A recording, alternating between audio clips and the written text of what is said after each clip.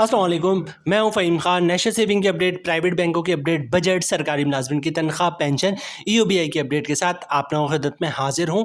Request आप लोग से यही है, अगर आप हमारे चैनल पे नए हैं तो चैनल को सब्सक्राइब कर दें, वीडियो को लाइक कर दें, वीडियो को शेयर कर दें, बेल आइकन को प्रेस कर दें ताकि डेली बेसिस पे जो हम आप लोग के लिए वीडियोज़ बना रहे हैं, चाहे वो नेशनल सेविंग से रिलेटेड हो, प्राइवेट बैंकों से रिलेटेड हो, बजट हो, सरकारी मुलाजमिन की तनख्वाह हो, पेंशन हो, ईओबीआई हो, वीडियो फर्स्ट ऑफ ऑल आप लोग को मिले और आप लोग ज़्यादा से ज़्यादा फ़ायदा हासिल कर सकें।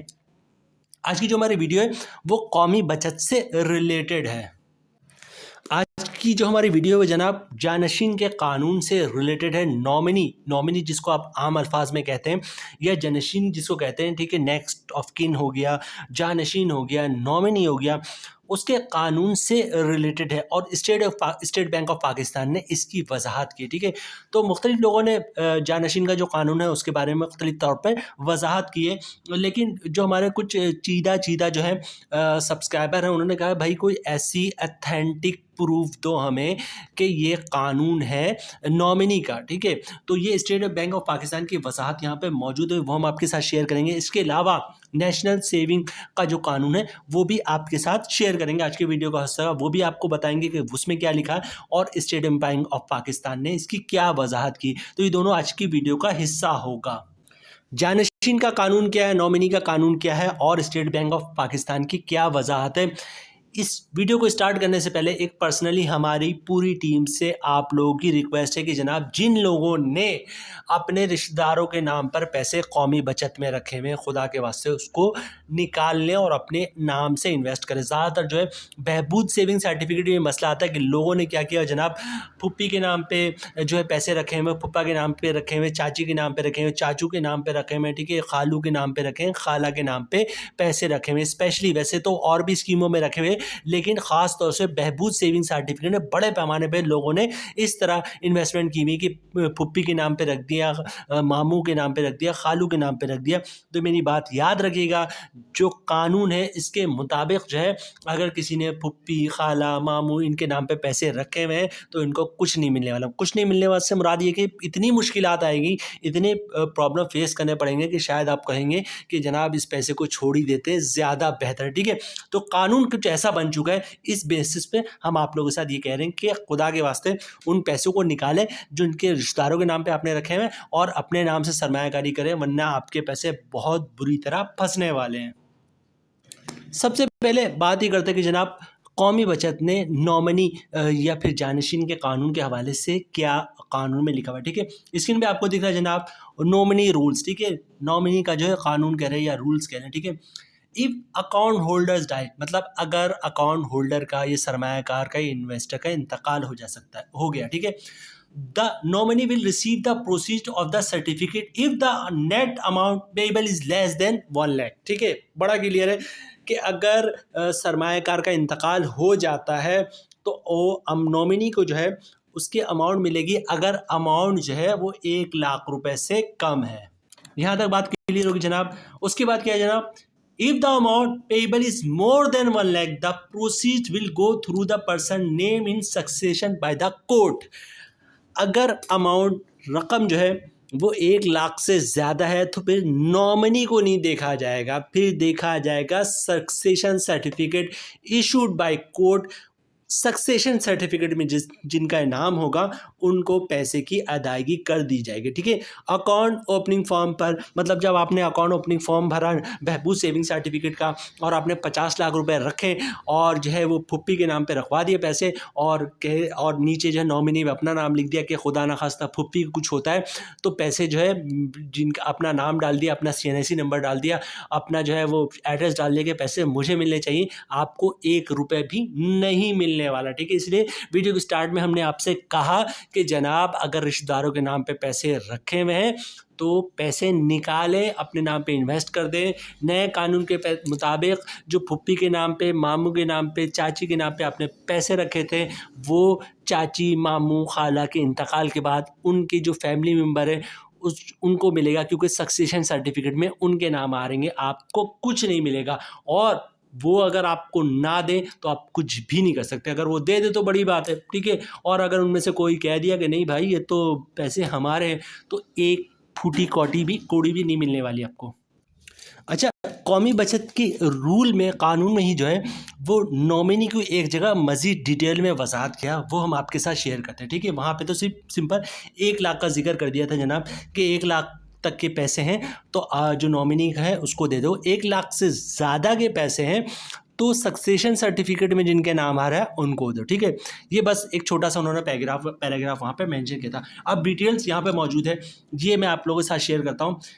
Hair is some information about the nominee rules for national saving Pakistan. क्या है जनाब वो, इफ़ अकाउंट होल्डर डाइज, अगर सरमायाकार का इंतकाल हो जाता है, आ nominee who is not a family member can receive the profit at the prevailing saving account rate for up to 3 months। अच्छा, ये क्या कह रहे हैं जनाब, अगर सरमायाकार का इंतकाल हो जाता है और नॉमिनी अगर फैमिली मेम्बर नहीं है, ठीक है, फैमिली मेम्बर नहीं है मतलब जो सक्सेशन में जो लोग आते हैं उसमें नहीं है, ठीक है, जैसे वही हो गया कि किसी ने फुप्पी के नाम पे पैसे रखवाए हैं। ठीक है, दोबारा रिपीट करता हूँ, बहुत इंपॉर्टेंट पॉइंट है।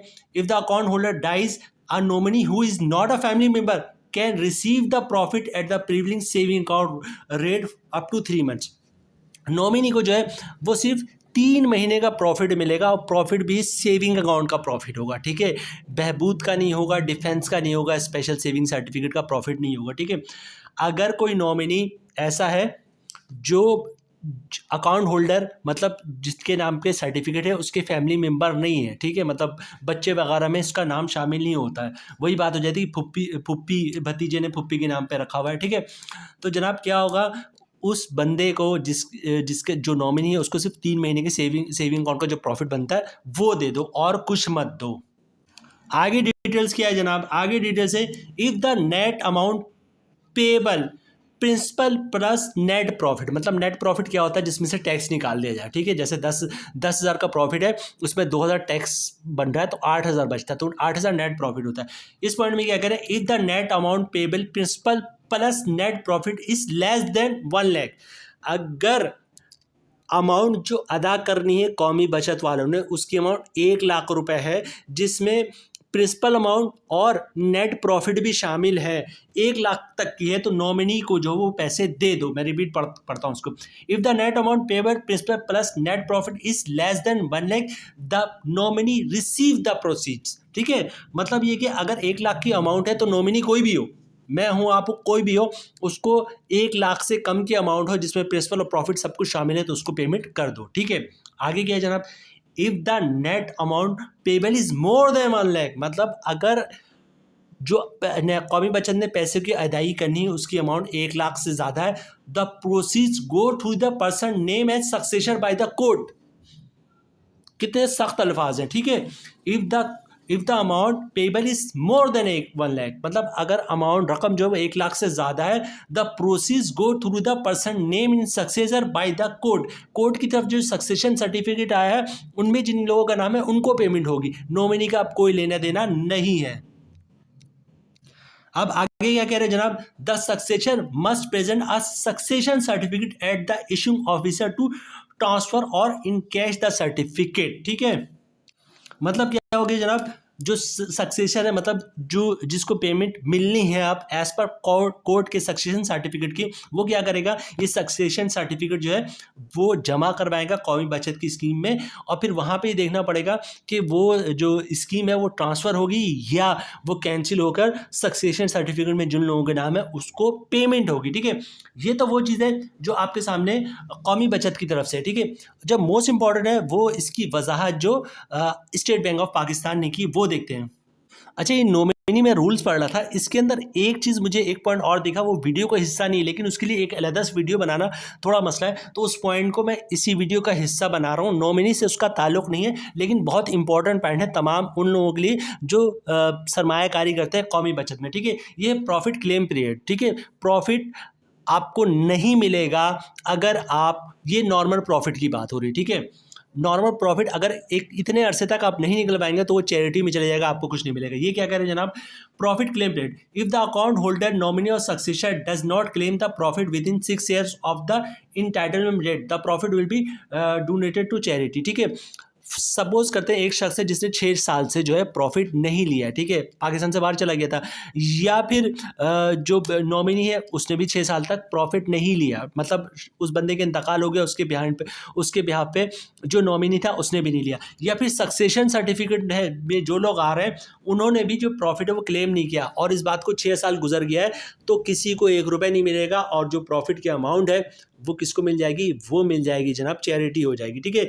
ये इसका जो है वो नॉमिनी के कानून से कोई ताल्लुक नहीं था, प्रॉफिट से ताल्लुक है, लेकिन इसके लिए मैं अलहदा वीडियो बनाने नहीं जा रहा था, इसलिए वीडियो का हिस्सा बना दिया, ठीक, हिस्सा शामिल कर लिया इसको।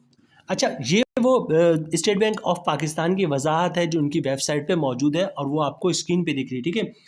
नॉमिनी के कानून के हवाले से स्टेट बैंक ऑफ पाकिस्तान क्या कहता है वो मैं आपके सामने पढ़ता हूँ, आप खुद भी देख लें, ठीक है। ये है who will encash the certificate in case of death of investor, ठीक है, मतलब किसको सर्टिफिकेट मिलेगा या पैसे मिलेंगे अगर इन्वेस्टर की सरमाया करके इंतकाल हुआ। तो अब ये क्या कर रहा है state bank Pakistan, when the net amount payable principal plus net profit payable is less than 1 lakh, ठीक है, अगर रकम की अदायगी जो कौमी बचत ने करनी है उसकी अमाउंट जो है वो प्रॉफिट और प्रिंसिपल को मिलाकर 1 लाख से कम है, ठीक है। Nominee shall be payable to the proceed of certificate, nominee को 1 लाख तक की अमाउंट की अदायगी हो जाएगी।